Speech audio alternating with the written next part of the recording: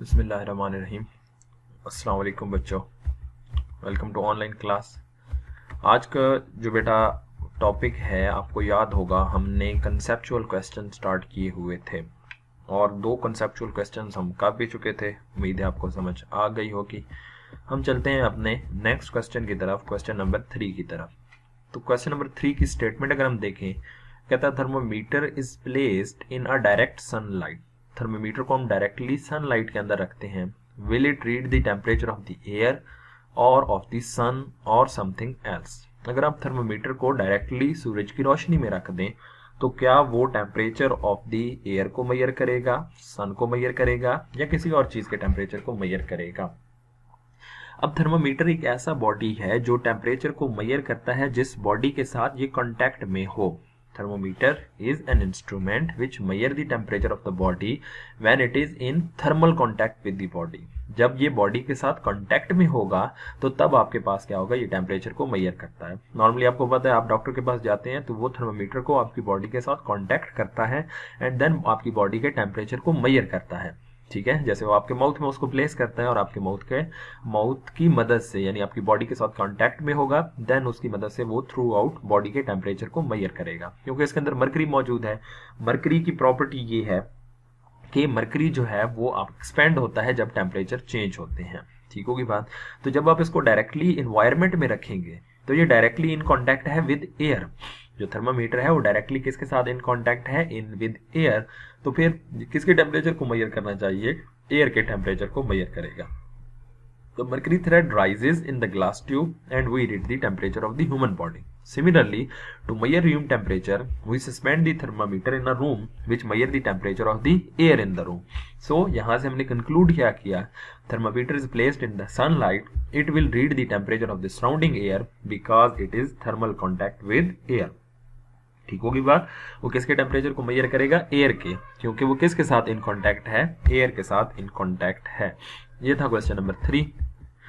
Question number 4 आपके course में नहीं है, इसका फार्मूला है जो आपके कोर्स में शामिल नहीं है, तो इसे स्किप कर देते हैं। नेक्स्ट आते हैं क्वेश्चन नंबर 5 की तरफ। What happens to the temperature of the room in which air condition is left running on table in the middle of the room. क्या करते हैं जी, हम ये करते हैं कि हम एयर कंडीशनर लेते हैं।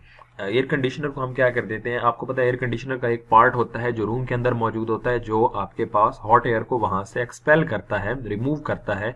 और एक्सपेल किस तरफ करता है, दूसरे एंड के ऊपर जो पार्ट मौजूद होता है वो हॉट एयर को रिजेक्ट कर रहा है एनवायरमेंट में। ऐसा ही है।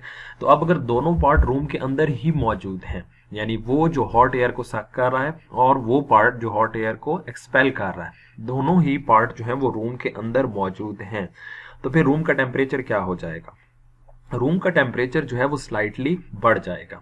अब ऑन माइंड में ये आता है कि भाई जितनी जो एयर है वो उसी रूम से एब्जॉर्ब करके उसी रूम में एक्सपेल कर रहा है। ऐसा ही है ना, अगर दोनों पार्ट सेम पॉइंट पर मौजूद हैं तो एक साइड से हॉट एयर एब्जॉर्ब हो रही है तो दूसरी साइड से हॉट एयर उसी रूम के अंदर एक्सपेल हो रही है, तो रूम का टेम्परेचर मेंटेन रखना चाहिए। लेकिन क्योंकि आपके पास जो इंजन वर्क कर रहा है, जो आपके पास एसी का इंजन या एसी का जो पार्ट है जिसमें से करंट फ्लो कर रहा है, तो करंट के फ्लो की वजह से माइनर सी हीट इंक्रीज हो जाएगी। When air conditioner is left running on the table in the middle of the room, it will not cool the room but slightly increase the temperature of the room. क्यों? Because of the running air condition absorb heat from the room but at the same time reject heat to the same room. Same heat absorb हो रही है, same reject हो रही है, but some work is done by the compressor. कुछ work compressor perform कर रहा है जिसकी वजह से हीट प्रोड्यूस होगी, तो वो हीट भी तो रूम में ऐड हो जाएगी, तो स्लाइटली रूम का टेम्परेचर बढ़ जाएगा। Question number 6. Why does the pressure of air in automobile tire increases if automobile is driven for a while? तो कहते हैं अगर आपके पास एक गाड़ी है, उस गाड़ी को आप कुछ देर के लिए चलाएं तो गाड़ी के टायर के अंदर जो एयर है, जो हवा है, उसका टेम्परेचर बढ़ जाता है। उसकी रीजन क्या है, उसका प्रेशर बढ़ जाता है। उसकी रीजन ये है कि रोड और टायर के दरमियान आपको पता है फ्रिक्शन होती है। रोड और टायर के दरमियान क्या मौजूद होती है, फ्रिक्शन।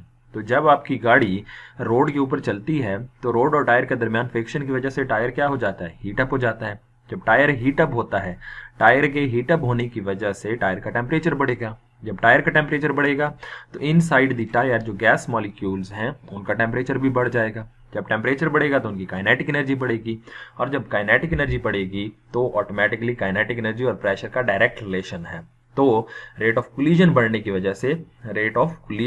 वजह से मॉलिक्यूल ऑफ द गैस की वजह से प्रेशर राइज कर जाएगा।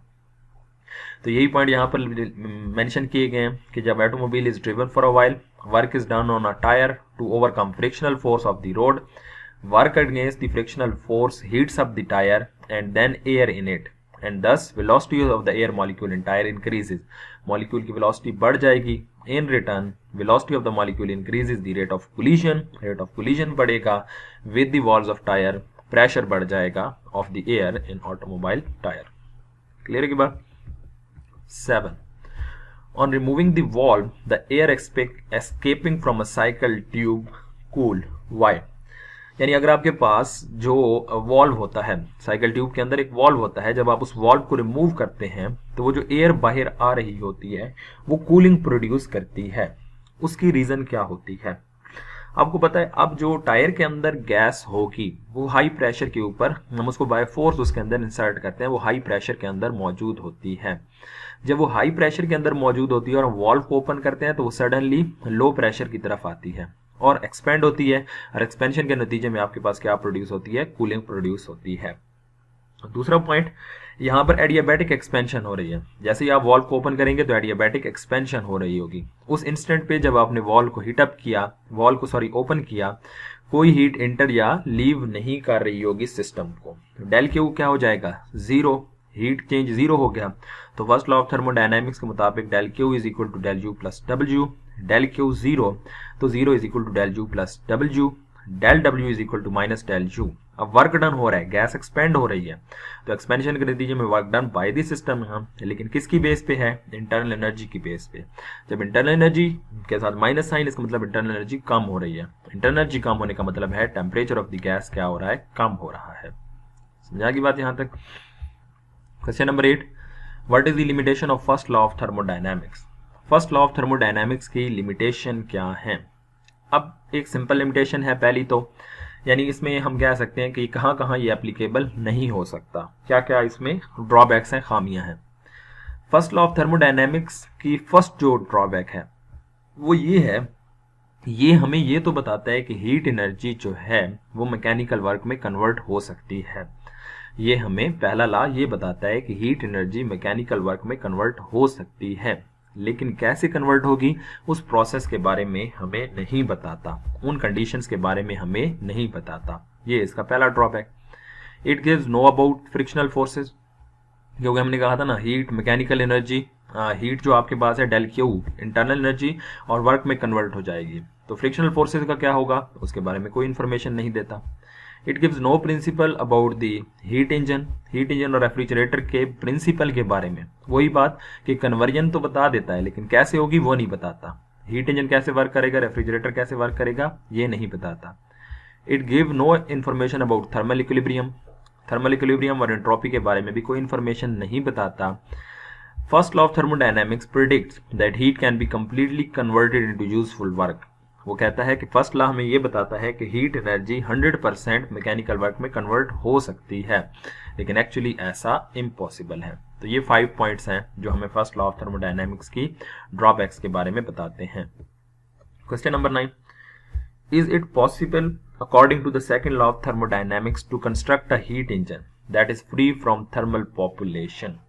कहता है कि सेकंड लॉ ऑफ थर्मोडायनेमिक्स के मुताबिक क्या ऐसा पॉसिबल है कि आप ऐसा हीट इंजन बनाएं जो कि थर्मल यानी पोल्यूशन प्रोड्यूस ना करे। थर्मल पोल्यूशन प्रोड्यूस करने का मतलब यह है कि कोई हीट एक्सपेल ना हो, कोई हीट एनवायरनमेंट को ना जाए। तो आपको याद होगा ऐसा पॉसिबल नहीं है। No, it is not possible to construct a heat engine which is free from thermal population. क्यों? क्योंकि 100% हीट एब्जॉर्ब जो होगी वो हॉट टेम्परेचर रिजर्वायर से, वो 100% यूजफुल वर्क में कन्वर्ट नहीं होगी without rejecting any heat to the sink. 100% heat जो है वो मैकेनिकल वर्क में कन्वर्ट नहीं हो सकती। तो सेकेंड लॉ ऑफ थर्मोडायनेमिक्स हमने पढ़ा था, an ideal heat engine is impossible to construct. Ideal heat engine is impossible to construct, ऐसा हीट इंजन जिसकी एफिशिएंसी कितनी हो 100%।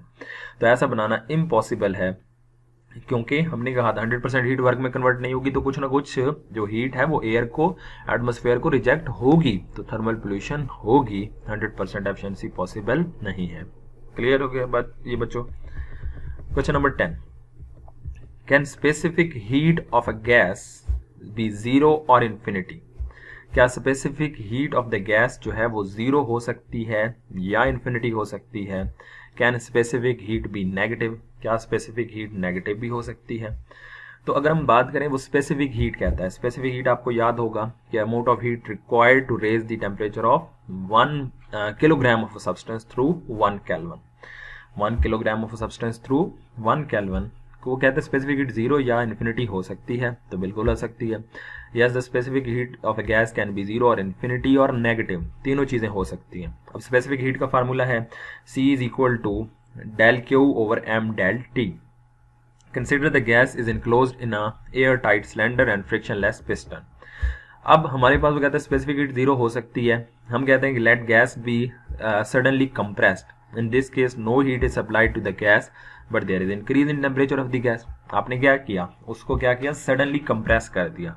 सडन जब कंप्रेशन होगी तो कोई हीट एंटर या लीव नहीं करेगी, एडियाबैटिक प्रोसेस बन जाएगा, तो सी क्या हो जाएगा, जीरो। स्पेसिफिक हीट जीरो हो सकती है, ये इसकी कंडीशन थी। Specific heat can B infinity. अब हम क्या करते हैं, हम गैस को सडनली अलाउ करते हैं कि वो एक्सपेंड हो। सडनली एक्सपेंड करेंगे तो आपके पास क्या होगी, आपके पास कोई टेम्परेचर चेंज नहीं होगा। Let the gas be heated and allowed to expand, heat भी करें और उसको एक्सपेंड भी करें। अब हीट भी कर रहे हैं, एक्सपेंड भी कर रहे हैं, तो हमारे पास क्या होगा, टेम्परेचर चेंज नहीं होगा, क्योंकि हम ऑटोमेटिकली उसको जितनी टेम्परेचर दे रहे हैं उतनी एक्सपेंशन प्रोड्यूस करते जा रहे हैं, तो टेम्परेचर चेंज जीरो होगा। तो C is equal to del Q over M into zero, तो नीचे वाली term zero, something over zero, ये क्या बन जाएगा आपके पास, इन्फिनिटी बन जाएगा। तो इस तरीके से हमने देखा कि अगर हम सडनली उसको कंप्रेस करें तो फिर स्पेसिफिक हीट जो है वो जीरो हो जाएगी। सडनली हम उसको एक्सपेंड करें एंड साथ साथ हीट भी प्रोवाइड करते रहें तो स्पेसिफिक हीट इन्फिनिटी हो जाएगी। नेगेटिव कब होगी, let the gas be heated and allowed to expand such that the fall in temperature due to expansion is greater than rise in temperature. हम क्या कर रहे हैं, सिलेंडर को हीट अप भी कर रहे हैं, गैस को हम हीट भी दे रहे हैं और उसको एक्सपेंशन भी प्रोड्यूस कर रहे हैं, लेकिन जितनी हीट प्रोड्यूस कर रहे हैं, जितनी हीट ऐड कर रहे हैं, उससे ज्यादा हम एक्सपेंशन प्रोड्यूस कर रहे हैं। एक्सपेंशन ज्यादा प्रोड्यूस करेंगे तो टेम्परेचर फॉल कर जाएगा। जब टेम्परेचर फॉल करेगा तो आपके पास जो टेम्परेचर है वो नेगेटिव हो जाएगा, तो स्पेसिफिक हीट क्या हो जाएगी, नेगेटिव हो जाएगी। समझ आ गई बात? तो तीनों कंडीशंस पॉसिबल हैं, लेकिन एक हम जनरल कंडीशन देखते हैं। Most physical system exhibit a positive heat capacity, mostly में पॉजिटिव हीट कैपेसिटी होती है। For example, when we remove heat from the system there is heat taken as negative. System से हीट को remove करेंगे तो del Q भी negative, temperature भी negative, तो ओवरऑल रिजल्ट क्या आ जाएगा, पॉजिटिव आ जाएगा। The specific heat is positive. ये था हमारा क्वेश्चन 10। 11 क्वेश्चन की तरफ आते हैं जी। An inventor claims to have developed a heat engine working between 27 degree Celsius and 227 degree Celsius, having efficiency 45%. Is he claim valid?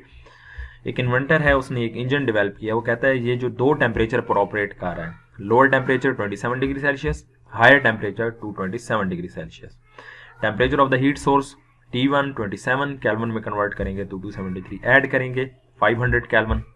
Sink का टेम्परेचर 27 डिग्री सेल्सियस, 273 ऐड करेंगे तो 300 केल्विन है। तो कहते हैं इसकी एफिशिएंसी 50% है। आपने बताना है क्या एफिशिएंसी उसकी ठीक है या उसका क्लेम जो है वो ठीक है या रॉन्ग है। तो फार्मूला है एफिशिएंसी का, eta is equal to 1 minus T2 over T1 into 100, 1 minus 300 over 500, 300 over 500। T2 की जगह 300 पुट किया, T1 की जगह 500 मल्टीप्लाइड बाय 100, तो यहाँ से बन गया 1 माइनस 3 ओवर 5, एलसीएम लिया तो 5 माइनस 3 ओवर 5, तो 2 ओवर 5 इंटू 100, तो एफिशिएंसी आई 40%। तो इसका मतलब ये है कि उसने तो क्लेम की थी 45%, तो आंसर क्या आ रहा है 40%।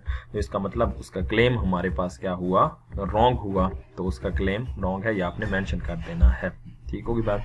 यहाँ तक बेटा आज के लेक्चर को वाइंड अप करते हैं। हमारे शॉर्ट क्वेश्चंस यानी कंसेप्चुअल क्वेश्चंस कंप्लीट हो गए हैं, यानी आप लिख लेंगे, नोट डाउन कर लेंगे। इंशाल्लाह नेक्स्ट लेक्चर में हम न्यूमेरिकल्स को सॉल्व करेंगे। अल्लाह हाफ़िज़।